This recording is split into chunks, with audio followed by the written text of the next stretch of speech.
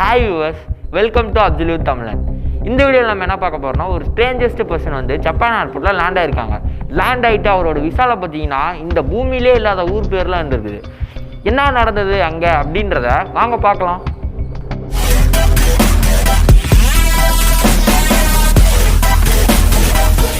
இந்த பர்சன் வந்து பார்த்தீங்கன்னா, அந்த ஸ்ட்ரேஞ்சஸ்ட் பர்சன் வந்து பார்த்தீங்கன்னா ஜப்பானில் இருக்க டோக்கியோ பக்கத்தில் இருக்க ஹனிடா அப்படிங்கிற ஏர்போர்ட்டில் லேண்ட் ஆகிறவர். லேண்ட் ஆகிட்டு வழக்கம் போல் போலீஸ் செக்கிங் பாஸ்போர்ட் செக் பண்ணுறாங்க, பாஸ்போர்ட்லாம் செக் பண்ணுறாங்க. பாஸ்போர்ட்டில் செக் பண்ணதில் இவர் வந்து இந்த பூமியிலே இல்லாத ஊரில் இருந்து பாஸ்போர்ட் எடுத்ததாக காமிச்சிது. அதாவது அந்த ஊர் பேர் பார்த்தீங்கன்னா டவுரெட் அப்படின்னு எழுதிருந்தது. ஆனால் அவரோட விசாவில் இவர் வந்து நிறைய பிஸ்னஸ் ட்ரிப் போயிருக்காரு, ஜப்பான் போயிருக்காரு, அங்கே இங்கே நிறையா கண்ட்ரிஸ் போயிருக்கான்னு இருந்தது. ஆனால் அந்த ஊர் இந்த இடத்துலே இல்லை அப்படின்னு ஒரு அஃபிஷியல் சொன்னதாக சொல்கிறாங்க. அந்த அஃபிஷியல் சொன்னோடனே இந்த ஸ்ட்ரேஞ்சஸ்ட் பர்சன் ஏதோ கிரிமினலாக இருப்பான், இல்லைன்னா ஏதோ கடத்திட்டு வரோம் அந்த மாதிரி நினச்சிக்கிட்டு இவனை வந்து இன்வெஸ்டிகேட் பண்ணியிருக்காங்க.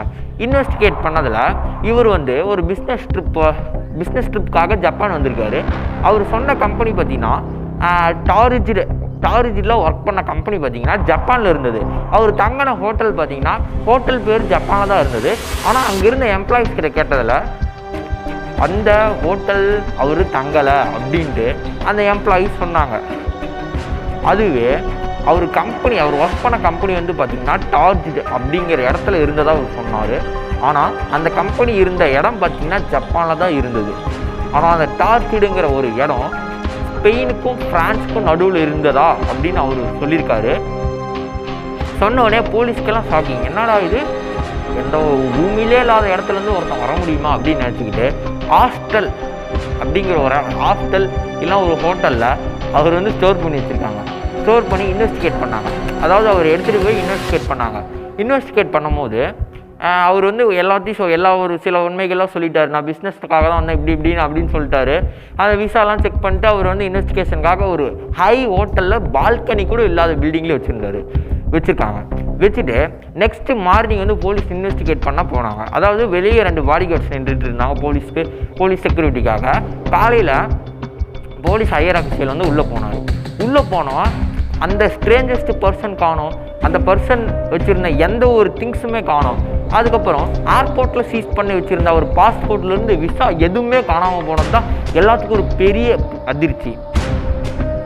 இந்த அதிர்ச்சினால் எல்லாம் ஷாக் ஆகி இதை இன்வெஸ்டிகேட் பண்ணோம் அப்படி இப்படின்னு சொல்லிட்டு நிறைய க்ரைம் பிரான்ச் வந்து இதை இன்வெஸ்டிகேட் பண்ணாங்க. ஆனால் இது வரைக்கும் இது வந்து அன்சால்வ்டு ஹிஸ்ட்ரி. ஆனால் பல சயின்டிஸ்ட் என்ன சொல்கிறாங்கன்னா, இவர் வந்து டைம் ட்ராவல் பண்ணி வந்திருக்கோம். டைம் ட்ராவலில் வந்து ஏதோ ஒரு மிஸ்ஸிங்னால ஜப்பான் ஏர்போர்ட்டில் லேண்ட் ஆகிருக்கலாம் அப்படின்னு சொல்கிறாங்க. சில பேர் இவர் வந்து பேரலல் யூனிவர்ஸ், அதாவது ஒரே மாதிரி இருக்க யூனிவர்ஸில் இருந்து வந்திருக்கலாம் அப்படின்னு சொல்கிறாங்க. அதாவது சின்சானில் அந்த ஆக்ஷன் காமிக் படத்தில் பார்த்தீங்கன்னா 2 யூனிவர்ஸ் பேரலல் யூனிவர்ஸ்லேருந்து சின்சான் மாறுவான் பார்த்தீங்களா, அந்த மாதிரி ஒரு இடத்துலேருந்து இவர் வந்திருக்கலாம். ஒருவேளை அந்த கம்பெனி அங்கே இருக்கலாம் அப்படின்னு ஒரு கூற்றில் சொல்கிறாங்க. இருந்தாலும் இது வந்து ஒரு அன்சால்வ்டு மிஸ்ட்ரியாக தான் இருக்குது. இன்னொருத்தங்க என்ன சொல்கிறாங்கன்னா, டவுரெட் அப்படிங்கிற இடத்த டார்ஜ் அப்படின்னு தப்பாக ஸ்பெல்லிங் அடிச்சிருப்பாங்க. டார்ஜுங்கிறது ஒரு இடம், ஒரு பீப்புள். டார்ஜ் பீப்புளுங்கிறது ஒரு விதமான பீப்புள். அவங்க வந்து இங்கே வந்து ஃப்ரான்ஸுக்கும் ஸ்பெயினுக்கும் நடுவில் தான் அவங்களும் இருக்காங்க. அவங்க பார்த்திங்கன்னா அந்த பக்கத்தில் இருக்க இடத்துல வந்து வாழ்ந்து வராங்க. ஒருவேளை அவங்களா இருப்பாங்களா அப்படின்னு ஒரு சஸ்பீஷியஸ் டவுட் ஓடிட்டுருக்கேன். இந்த க்ரைம் வந்து இன்னும் அன்சால்வ்டாக தான் இருக்குது. அதாவது இந்த ஒரு சம்பவம் க்ரைம் ஒரு எதுவும் பண்ண கிடையாது. இந்த ஒரு சம்பவம் வந்து இப்போ வரைக்கும் ஒரு அன்சால்வ்டாக தான் இருக்குது. எந்த ஒரு போலீஸ் ஆஃபீஸர்னாலையும் இது கண்டுபிடிக்க முடியல. இது இன்னும் இன்வெஸ்டிகேட்டில் தான் இருக்குது. ஒருவேளை டைம் ட்ராவல் பண்ணி வந்திருப்பாங்க, இல்லை பேரலல் யூனிவர்ஸ், இந்த மாதிரி பல பதில்கள் போயிட்டுருக்கு. இதில் பாட்டு உங்களுக்கு வேணும்னா கமெண்ட் பண்ணுங்கள், லைக் பண்ணுங்கள், சப்ஸ்கிரைப் பண்ணுங்கள். மறக்காமல் பக்கத்தில் இருக்க பெல் பட்டன் அழுத்தி ஆளுங்கிற அசன் கொடுத்துக்கோங்க. அப்போ தான் நான் போடுற அடுத்தடுத்த வீடியோ உங்களுக்கு தெரியும். Bye friends.